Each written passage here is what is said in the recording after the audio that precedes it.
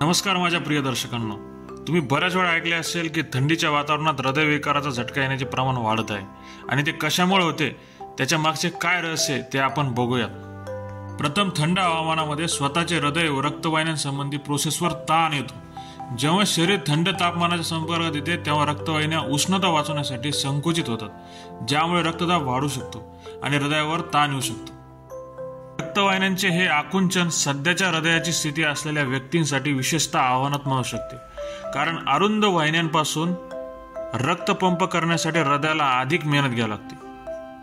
थंडीच्या महिन्यात आपण आळस आणून आपल्या शरीराची हालचाल कमी करतो आणि आहारांच्या सवयीमध्ये सुद्धा बदल करतो। तसेच वेगवेगळ्या प्रकारचे अन्न सुद्धा खाण्यात येते।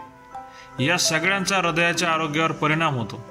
परिणामी कोलेस्ट्रॉल सुद्धा वाढते आणि ब्लड सप्लाय प्रॉपर होत नाही, त्यामुळे शेवटी हार्ट अटॅक येण्याचे चान्सेस फार मोठ्या प्रमाणात वाढतात। यावरून असे सिद्ध होते की हृदयाच्या आरोग्यास प्राधान्य देणे महत्त्वाचे आहे, विशेषतः थंडीच्या महिन्यात। व्यायाम करत राहा, सक्रिय राहा आणि जीवनशैलीच्या निवडीवर लक्ष ठेवा। तुमचे हृदय हे तुमच्या सर्वात मौल्यवान अवयव आहे। आपल्या आरोग्याशी तडजोड न करता काळजीपूर्वक उपचार करा, उबदार राहा आणि हिवाळ्यातील वातावरणाचा आनंद घ्या। तुम्ही तुमच्या हृदयाच्या आरोग्याची काळजी घेत राहा, शरीर नक्की तुमच्या आभारी राहील।